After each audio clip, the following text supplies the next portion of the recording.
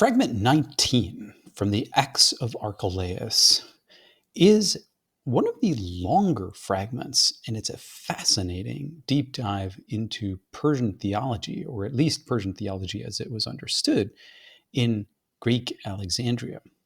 According to the fragment, there was among the Persians a preacher called Basilides, who lived even earlier, not long after the time of our apostles.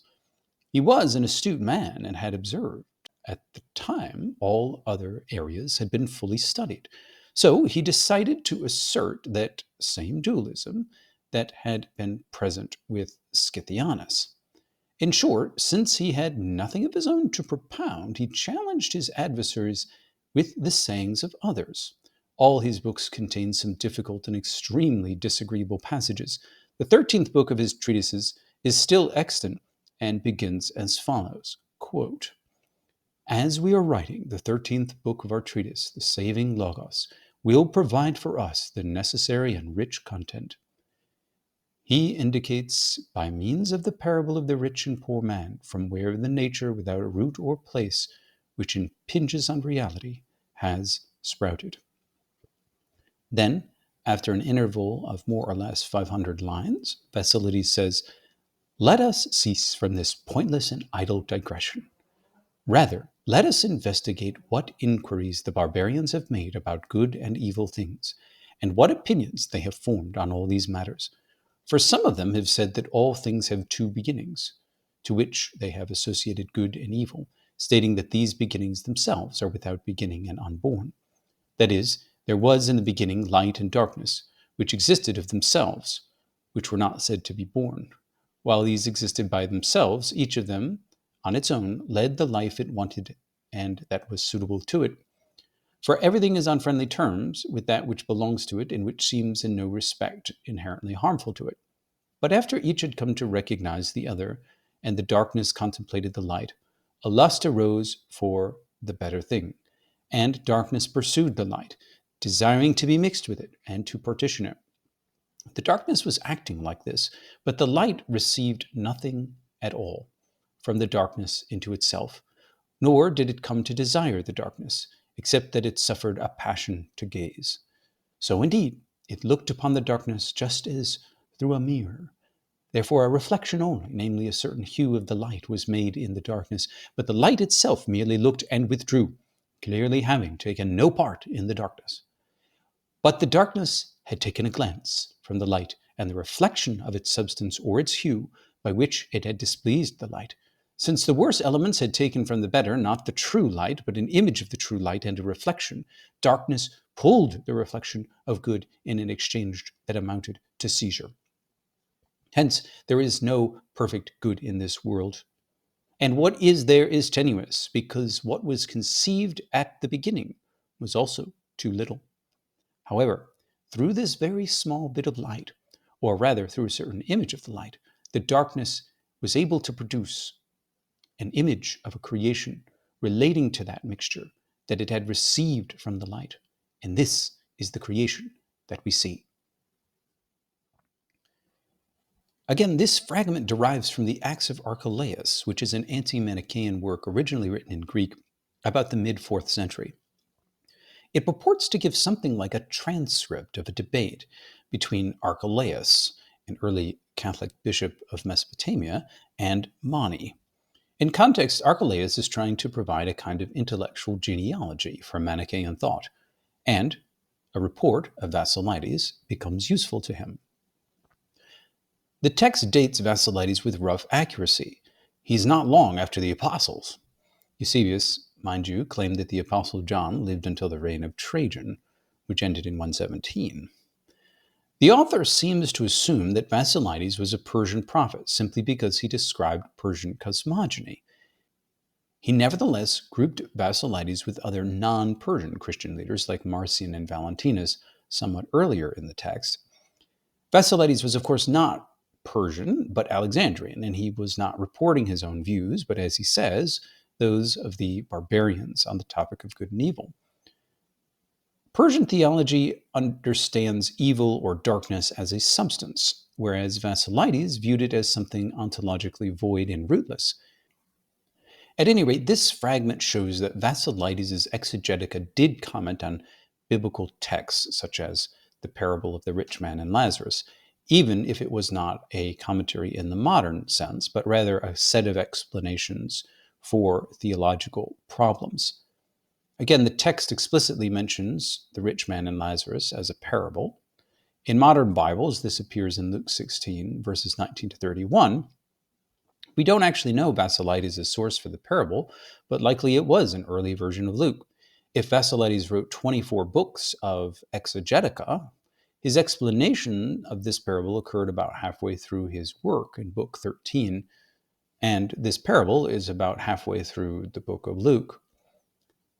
The opening of Basilides' 13th book gives us a sense for his authorial persona. Again, he writes that as we are composing the 13th book of our treatise, the saving Logos will provide for us the needed richly abundant content. As a YouTuber, I like to say this quite often. Here, the saving Logos, or salutarius sermo, acts like a personal agent. And so I have treated him as a logos with a capital L. Of course, we could simply translate the Latin by saving word and make it refer to some sort of scripture in context, the Lucan parable. But if my interpretation is correct, Basilides evidently considered himself to be more than just your average interpreter. He was an inspired exegete. God's saving and preserving logos, perhaps from John 1:1, and not Basilides' own personal genius, supplied his thought like a bubbling spring. To be sure, Basilides was striking a rhetorical pose. Any number of spiritual entrepreneurs during his time claimed inspiration to increase their authority. Valentinus claimed to have had a vision of the Logos as a baby, which was the basis of a tragic tale. The rhetoric of inspiration worked best, however, when the author was sincere. Now, I believe that Basilides had a peculiar allegorical reading of the Lazarus parable. He believed that it showed the origin of the nature without root or place. Since we don't know what he's actually talking about, it's no longer clear what this rootless and placeless nature is. It might be a description of God. Recall that in the refutation, God is described as non-existent. But God has no origin, so technically he can't even be a nature whose origin can be explained. For Basilides, the rootless nature was probably evil itself, which impinged on reality like rust corrodes iron. Evil, for Basilides, is not a substance, and so it has no place of its own in the world. It was not willed by God, but it's secondary and unavoidable due to the conditions of earthly existence. Basilides thus foreshadowed the later Augustinian position on evil. It has no substance of its own. It is rather a privation or absence of the good. Thus, even though evil hits us with raw agony, it's in fact a leech on true being. It's a kind of parasite. Berger Pearson asserted that the light-darkness dualism in this lengthy quotation clearly has nothing to do with Jesus' parable and, in fact, presupposes Manichaean doctrine. But both statements are hasty in my view. In a recent article, Bennett has shown that Basilides' barbarian account does not, in fact, conform to key Manichaean beliefs. Furthermore, there is something in the parable of Lazarus that might have inspired a discussion of evil, namely the comment that Lazarus had during his life received evils, ta kaka here. This is Luke 16:25 in our Bibles. This raises the question why the poor but righteous man was cursed and with evils. After all, Lazarus died as a beggar. And it raises the larger question of why God would have allowed this to happen, even if the reader knows that Lazarus will soon be rewarded. In short, one can go from the parable to a philosophical question, as it was famously posed in Latin, unde malum, or whence evil? Of course, what may have been more important to Basilides was the philosophical question, and perhaps he approached the parable with that very question, using the parable only as a means to address it. Frankly, we don't know how Basilides proceeded because his text no longer fully survives, but one can imagine, I think, the following scenario. Based on the questions raised by the parable, Basilides then launched into a discussion of the origin of evil, stating various preliminary theories before refuting them with his own view. Some of the earlier views that Basilides related he considered pointless and idle. thus not needing refutation. But his discussion of Persian theology was not idle.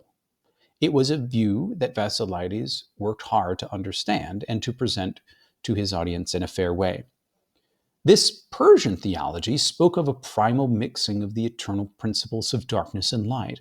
Light gazed into darkness as if through a mirror, and a reflection of the light was absorbed into the darkness.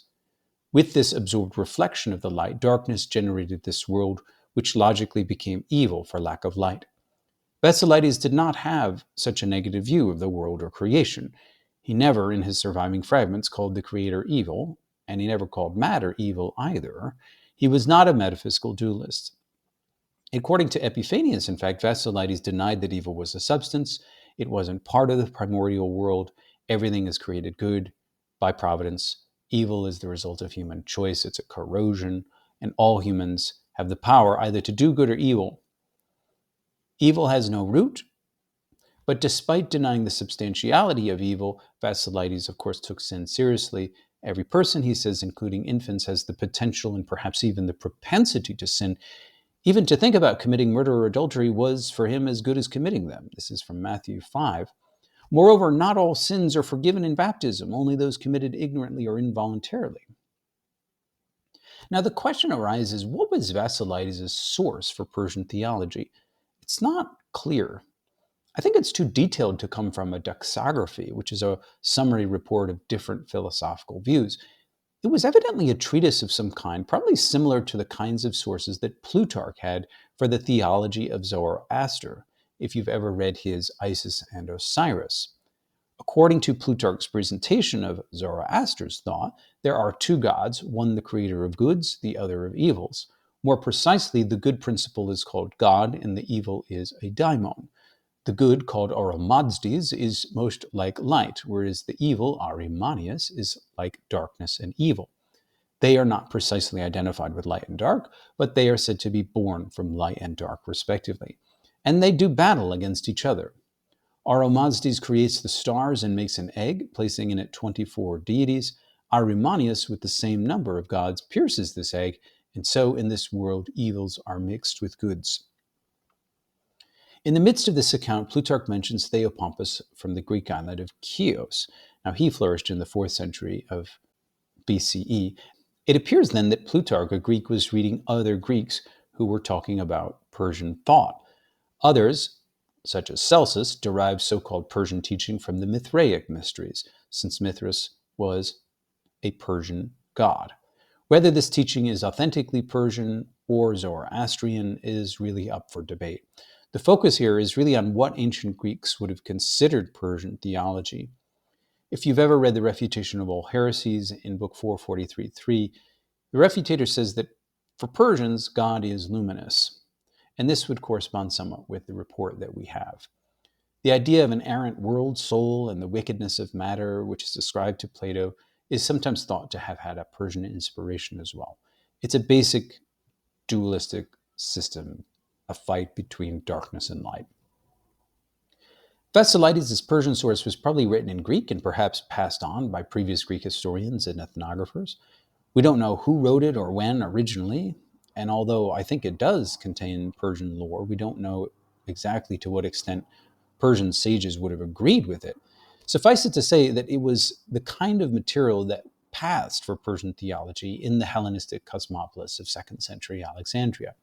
Basilides intelligently used this material to contrast with his own view of evil, evil as insubstantial and as a parasite on good.